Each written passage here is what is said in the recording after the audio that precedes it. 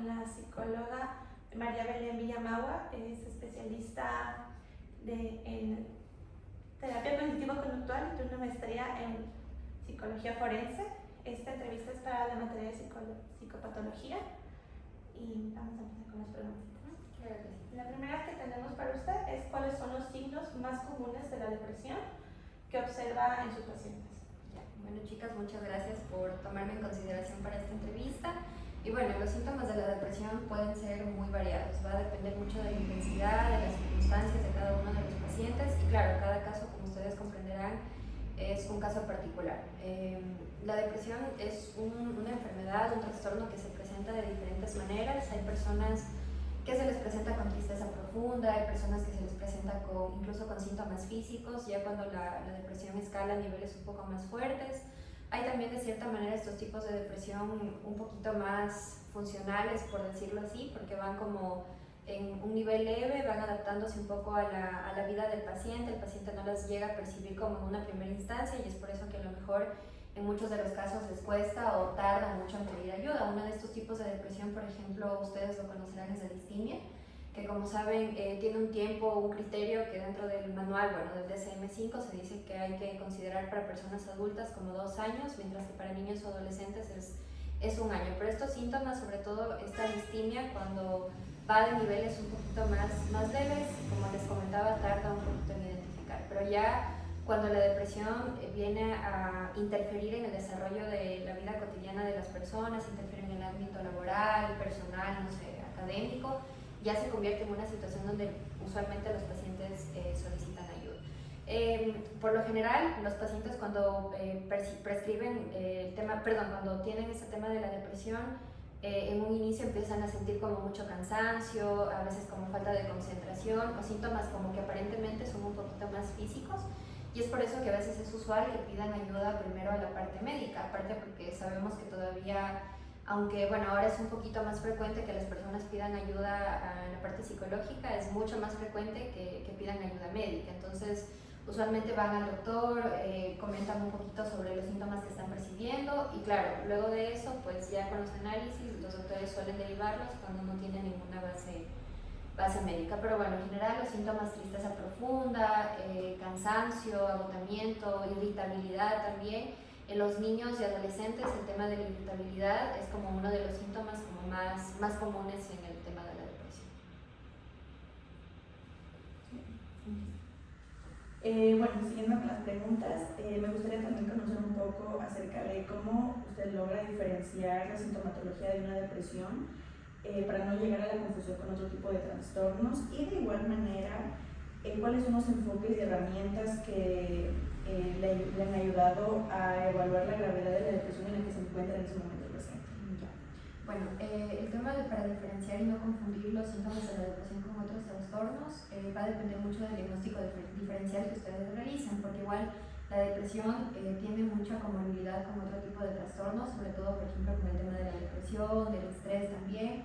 Entonces es importante ir como viendo el nivel de intensidad de cada uno de los síntomas que aparentemente puedan relacionarse con esta situación. Entonces hay que utilizar mucho los especificadores también, que son de gran utilidad del DSM-5, porque por ejemplo ahí ustedes saben que para cada uno de los tipos de trastornos de depresión hay, por ejemplo, especificadores de síntomas mixtos, con episodios psicóticos o con episodios de ansiedad, para poder ir diagnosticando esto. También acompañarse de otros materiales como por ejemplo el CIE-11, que también nos aporta información como para diagnosticar trastorno de ansiedad, depresión mixto, o ir viendo, como les digo, la clave es el nivel y el número de síntomas o de criterios que presentan cada uno de los trastornos, y de ahí sí diagnosticar cuál es el que presenta más síntomas como tal, cuál es el que interfiere más en la vida del paciente.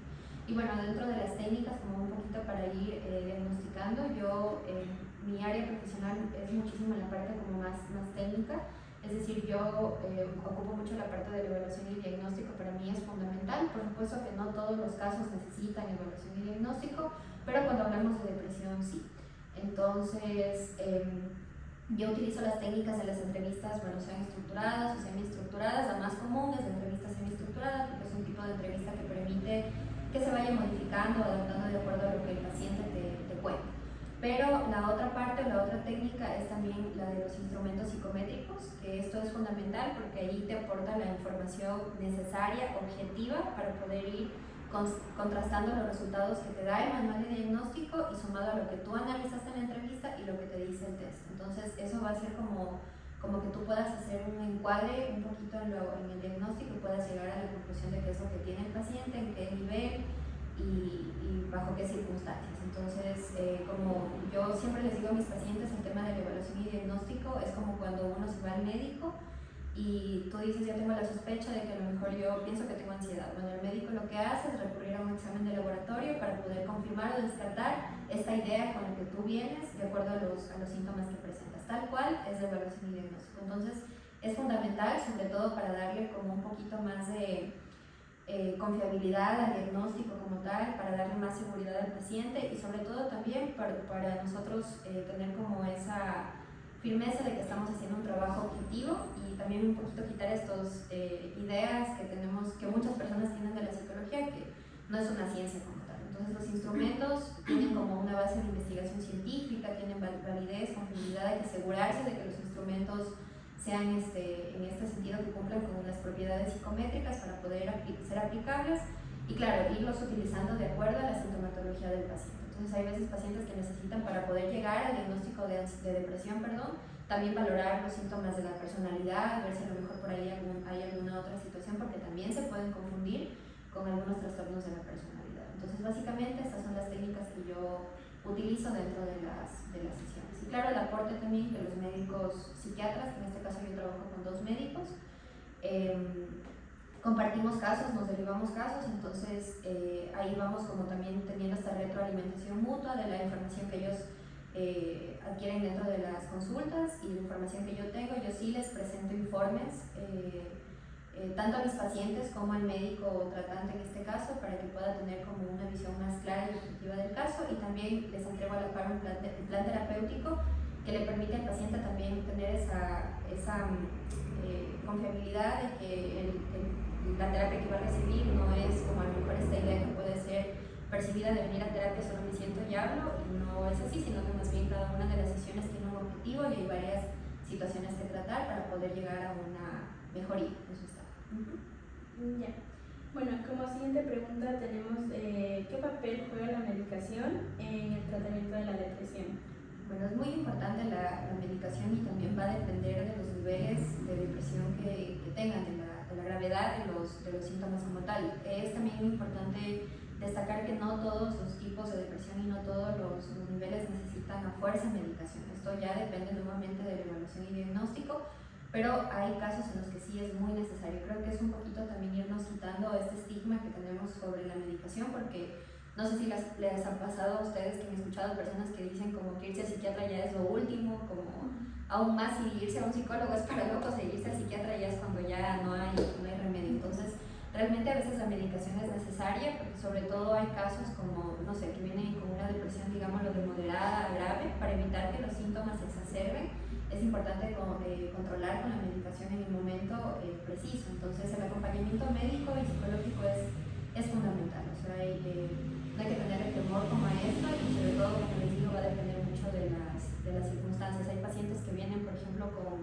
los niveles de desesperanza muy elevados, e incluso con ideas suicidas o con incluso autolesiones como tal. Entonces ahí sí es necesaria la intervención psiquiátrica urgente, porque esto va a estabilizar al paciente y va a ayudar a que la terapia se facilite. No podemos tampoco, en muchos casos, atender a pacientes cuando están en una crisis, por ejemplo. Tenemos primero que solucionar esa sintomatología, tratar de estabilizar al paciente y luego sí traer una terapia. Y eso lo hace el médico psiquiatra como tal, porque los psicólogos en ese caso somos muy respetuosos y no podemos medicar. Acompañar, sabemos o tenemos conocimientos sobre alguna medicación o bueno, estos conocimientos en psicofarmacología, pero nada más como para saber qué posibles síntomas o efectos secundarios podría tener el paciente, pero nuestro límite es ese.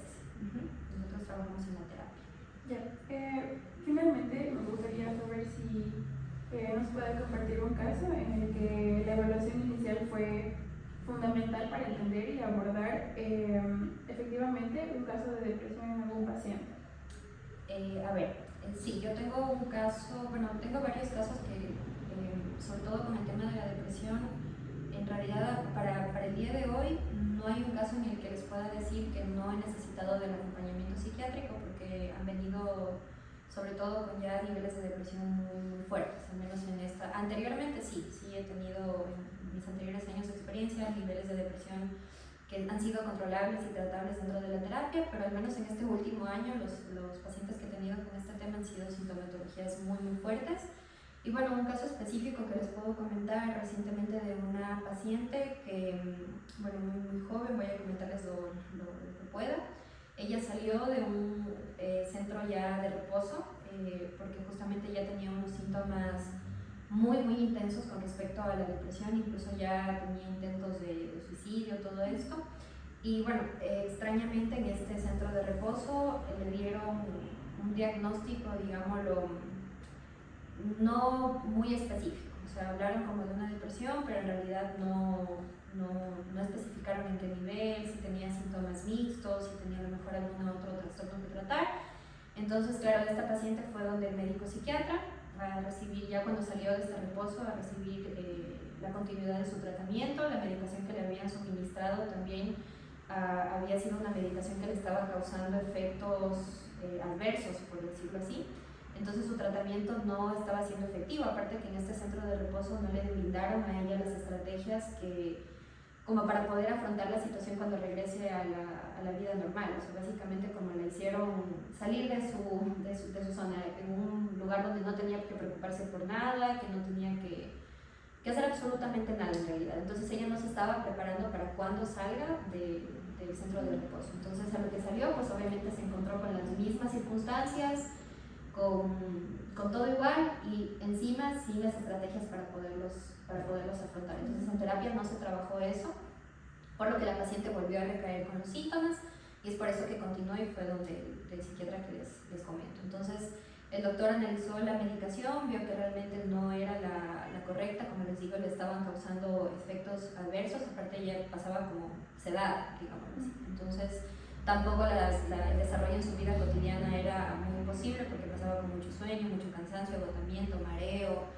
y todos estos síntomas. Entonces ya cuando me la derivó él en mi terapia, solicitó que se le realice una valoración específica porque incluso también había, de lo que él había podido analizar un poquito en la entrevista dentro de la cita médica, pudo determinar que habían ciertos tipos de rasgos límites de la personalidad, entonces que también estaban siendo confundidos un poquito con el tema de la depresión y que también estaban influyendo en este diagnóstico. Entonces vino con esa necesidad de tener que hacer una evaluación muy específica, entonces yo le apliqué varios instrumentos para poder llegar al diagnóstico como tal.